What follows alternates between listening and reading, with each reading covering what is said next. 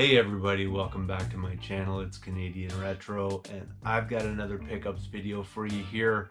A pretty exciting pickup. Facebook Marketplace has been treating me pretty well because I've gotten two recent pickups, and I'm going to show you this other one here. So pretty excited about that. Just wanted to say thank you to everyone who showed up for the Extralife charity marathon that put on last weekend. It was a really awesome time. 25 hours, we raised a total of $545. You know, my wife helped me out all day, feeding me all day long. Had a friend come over who we know is COVID free and that kind of thing. So they came over to visit and play along with us a little bit there. Also at the same time, you know, Nick, my moderator, who does this basically every year, I really wanted to thank him for helping out with that, because he basically sits there for like the 25 hours just, you know, off-site kind of thing, and he watches the chat and helps me with, you know, audio issues, or lets me know if things aren't clicking just right with, you know, the video capture and everything like that. And so I really can't thank him enough for doing that every single year. That being said, during the stream we also gave out, you know, a prize pack that went out to Retro Rivals, which if you haven't checked out Retro Rivals, I'm going to put a link down below. I think they're like just under 1,000 subs, but their channel is really top-notch quality and really entertaining, and they're wonderful YouTubers, and I've just been basically trying to watch a few of their videos here lately just because I hadn't heard of them until they dropped in on the stream. So that being said, I'm going to jump into my pickups because Extralife things still go on here, you know, until the end of the year as well, so we can continue to get donations in. I'll continue to be doing live streams as well. And also on top of that, coming up on December 4th through 6th, the Cartridge Club is going to be doing their Extralife stream, and I am going to be on the Friday night, well, not the Friday night, sorry, the Saturday morning from midnight until 4 a.m. Doing that time slot. And so that live stream is 48 hours long, but it's broken up into basically 4-hour chunks. So I'll be doing that stream as well, so look forward to that, which will be on the Cartridge Club channel. That being said as well, let's finally get into the pickups after all of that. So first thing I wanted to show you here, just a few PS4 and an Xbox One game that I picked up. This was at a pawn shop, and is a pretty good deal, I guess. I mean, these games don't go for that much, and I don't really understand why they are so cheap, but I guess we're moving on here in generations, and these might be, you know, going down in price. But the first one here on the PS4 this is The Police, and I don't know anything about this. I don't even own a PS4, but when I do, or when I find one, and I know when the PS5 comes out that the PS4s are probably going to start showing up in the thrift shops pretty quick, you know, I'll be able to check that out. It looks pretty interesting to me. I don't really know a whole lot about this, but I also picked it up on the Xbox One because it was $5 too. So, you know, for $5, I figured a brand new Xbox One game, why not? And then also they had a copy of Morrowind Online, which I'm not even sure if this has to be online, so I'm wondering why, you know, the Elder Scrolls Morrowind game would be so cheap, but maybe there's like some sort of max edition or something. Like I said, I am not a PS5 or PS4 or Xbox One expert here, that's for sure. So you let me know, but basically those are about market value, so I didn't really, you know, score there or anything of that nature, but that's pretty cool. Next one here, and I do have this in my collection already, but for the price I couldn't leave it behind because I rarely see PS1 games, and that's Bust a Move Arcade Edition. Bust a Move 2 Arcade Edition. And I was playing this on the 25-hour live stream, I believe, for a little bit, so kind of cool that I also found it the same week that I had played it. This one here is in pretty decent shape, so not too bad at all, and I really enjoy Bust a Move. Like, as a game, I'll play it on any gen. I was playing it on the Xbox, playing it on this. I just, you know, I really enjoy it, so couldn't leave it behind just because it's one of my favorites, and that'll be, you know, forwarded into you know, someone else's collection here at some point, because like I said, I already have it. At the Value Village, I got like a really cool a PS3 kind of score here, which is the, you know, whatever these things are called. I forget the name of it, but basically it's the Move controller. You know, this one here is $7, which isn't too bad, I think, for those, because they seem to be going up in price. Same here with the sort of navigation as well. That was $7, so I got that. And then I got a second navigation as well for $7. So that was pretty good. And then the other part to that was some PS Move cameras, which, you know, those kind of go hand in hand. These were $3, and the reason why I'm saying these is because there was a second one, whichever I'd taken out of the bag, because I was fooling around with it as a webcam a little bit. I'm at work for fun, just to see if it would, like, you know, work as a webcam kind of thing. It's pretty horrible quality, so not really useful, but still cool nonetheless. And for $3 each, I picked those up. So basically, for all of those things together, I paid about $30, and I probably value those, I don't know, upwards of like $100 at least. So pretty good deal all around. Now, speaking of deals, I found a Xbox deal that was on Facebook Marketplace, and I thought, you know, it's a pretty good deal for the price. The guy wanted $25. And there's, let me see, I can't remember, there's like 9 or 10 games kind of thing. So, you know, a couple dollars a game. I thought, you know, it's a pretty decent deal. And then I checked his other listings, and he had a Super Nintendo lot as well, which I'll show you because I picked that up as well. For the Super Nintendo lot, he wanted 100.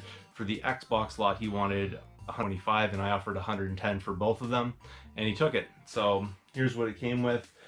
First off, came with 2 original Xbox S controllers, so that's kind of nice right there, not too bad. And I'm really getting back into my original Xbox. I do enjoy it, and I just, you know, I was streaming a lot with it during the charity live stream, and really enjoying it. So I'm going to be going back and doing it, and it's always nice to have some extra controllers around that you can also put with systems.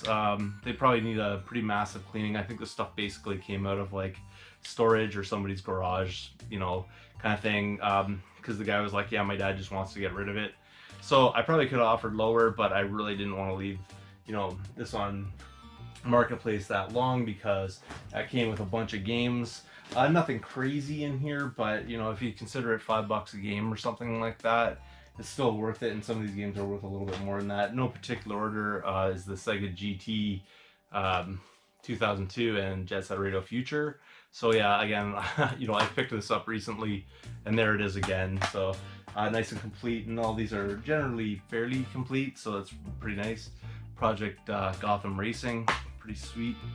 Looks like this one was a rental from Best Buy video or something, or whatever it was called, because it looks like to me that they've either ripped the cover off or something. I'm not sure about that, but you can see there's a Rogers, well, that's actually a Rogers video on that. I think there's another one has DVD on it, so I don't know.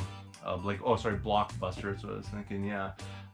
So there's Halo, and you can see that one was obviously at an EB Games at one point, because they love to put their stickers all over the manuals, which, you know, but again, classic game. Another one here, Doom 3, another classic game, but it's been remade obviously for a variety of consoles, so not a whole ton of value I don't think there. Who knows though, I'd have to double check. I didn't really go crazy checking the prices on original Xbox games. Here's one I didn't have, and this is the Best Buy video, or Blockbuster, sorry, I keep saying Best Buy, Blockbuster video rental. So they got the cover of the case or cover of the manual missing, and they've written on it with this weird marker type thing. So I don't know, I'll probably just move that one forward as well. Unfortunately, I didn't have it in the collection, but it's not really in collector quality, that's for sure. This one here I don't think I have either, which is NASCAR Thunder 2003. Never really got into the NASCAR games on the OG Xbox, so might be interesting. I don't know, I'll have to check it out. The game that basically I got into when I got an original Xbox, this is the game that started me off in it, because my brother was playing this online, and he's like, get an Xbox and play this with me. So, and it's Rainbow Six 3, just the, you know, the original Rainbow Six 3. So pretty cool right there to see that again. And I know I already have it in the collection, but every time I see it, I always think of that and where we were sort of first playing online with it. And then also Splinter Cell, so pretty cool right there, and nice and complete and good shape. And then also NASCAR Chase for the Cup 2005. Again, I don't know much about these. If you if you notice, it's kind of like giganticized manual in here. This is actually the French manual. The English manual is in behind it here, but the French manuals, I don't know what it is about Canadian French manuals. They're always like giganticized and they don't even fit in the case, so I don't understand why they did that. It's really odd. Here's one that I believe I have in my collection already, and it's R Racing Evolution. And so there you go right there. I was kind of taking a look at it because like the covers, you know, got a lot of white on it, and then the disc doesn't, so I thought maybe it was the wrong disc.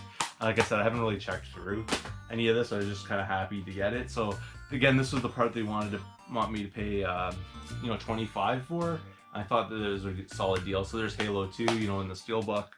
So that's kind of nice for sure right there. And I picked that up in the last Xbox lot that I picked up. So Need for Speed Underground 2 also there. So that was also a game I put some time into back in the day, although I'm not much of a racer kind of guy, but that's it. And then the last one, nothing major here, but Shrek 2. And I think this is one's actually, it's a Rogers Video thing, so I don't know a whole lot about this, but I'm not really that interested in that, but you know, I'll forward that, you know, to somebody. So basically, if you took a look at it, you know, I knocked off about $15, so what for that was maybe like a little under $20 for all those games, the 2 controllers.